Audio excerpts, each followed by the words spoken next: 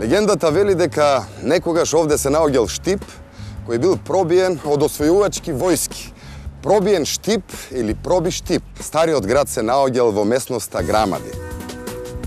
Ова рударско место, богато со злато, сребро, е мета на желби и интереси на сите војски и освојувачи.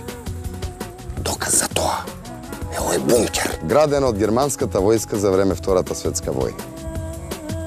Из вековите наназад од пробиштип и околината се изнесени неброени богатства. Останаа топоними кои сведочат за некогашните богатства, како Тарапана, кај што се ковале парите, Жгури кај што се топела рудата, Шталковица кај што се копала рудата, Шлегово кај што живееле рударите, шлезите. Но останаа приказни, легенди и оваа минеролошка збирка која навистина вреди да се види.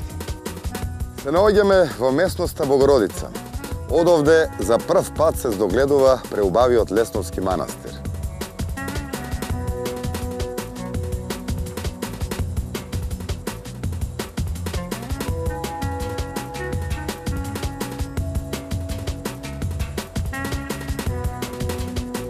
Пустиножителот Гаврил повеќе од 30 години молитвено отихувал во околниве пештери. Тие се создадени од вадење на воденичен камен, а некој се природен феномен. Според житието на Свети Гаврил Лесновски, напишано според Станислав Граматик во 1330 година, оваа света обител за прв пат ја подигнал преподобниот Свети Гаврил Лесновски во 11 век.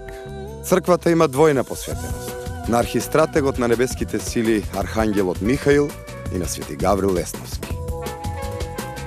На овој камен е запишано: се создаде овој светол и чесен храм на великиот војвода на небеските сили Архангелот Михаил. Се создаде и се заврши во времето на крал Стефан со трудот и издатоците на Божиот слуга, великиот војвода Јован Оливер во 1341 година.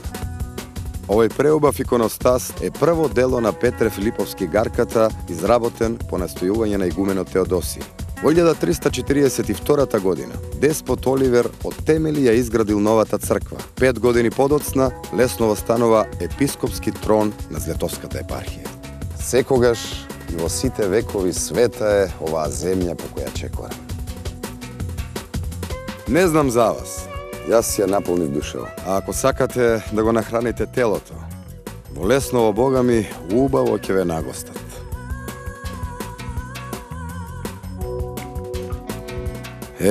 Мојата чудесна земја.